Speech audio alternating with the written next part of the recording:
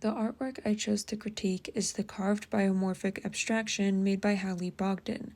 I thought this example looked particularly unique, so I wanted to talk about it. This work seems to be entirely non-objective, but I can see slight resemblances to real-life things. I don't think it was made to look like these things, but I can't help but notice them when I look at this piece.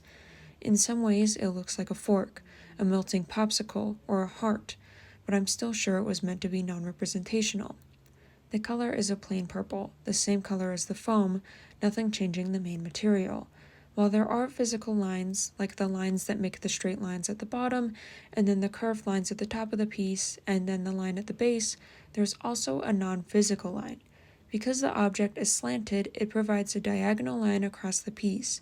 The texture is nearly completely smooth, some small divots from the carving process, but the smoothness of the foam along with some sharp edges provide texture. The shapes of the piece are not ones that I can particularly name because they're not as simple as circles or triangles, but there are some round shapes along the top, some sharper pointed shapes along the bottom of the sculpture, and then from the side view I imagine it looks a lot blockier as opposed to the front and the back. The first thing I notice about the piece is the diagonal positioning of the object, since it was a unique choice. It could have easily been placed directly sideways, horizontal, or upright vertically, but they chose to make it diagonal, which gives it a lot more character. I'm having a hard time distinguishing a certain mood for this piece, other than possibly some instability or activeness due to the diagonal positioning that I have been mentioning. There are plenty of elements from the principles of design that have been used in this piece, and I thought they were done well. One of the most present elements is the use of variety and contrast. From the round sections at the top to the longer and pointier sections at the bottom, it provides variety in a singular sculpture. This piece also has balance, particularly asymmetrical balance, because of the piece being slightly off-centered and placed diagonally on the base. There is some repetition, primarily in the choice of certain obscure shapes, like the continuous extending pieces at the bottom and the two repeating round shapes at the top. The shape also looks the same from both front and back, creating more repetitiveness from two angles.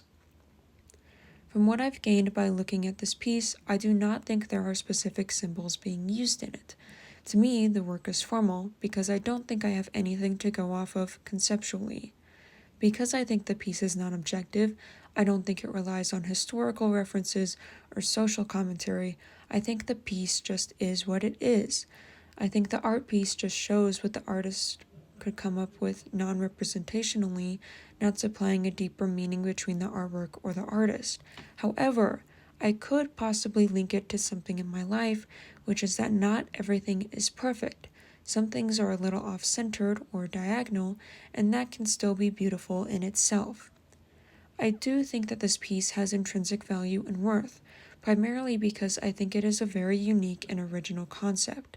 I think creating a sculpture out of foam that looks vastly different from other sculptures, using shape and imbalance to create something new, gives it value. Even though I don't think it has an important social message or reaffirms religious beliefs, I do think that it can communicate an idea that people would find important. Like how I mentioned earlier that not everything needs to be perfect, completely upright and straight edge, it can still be beautiful in its own way. It provides more personality, and I think that's important, and something that other people could find important too.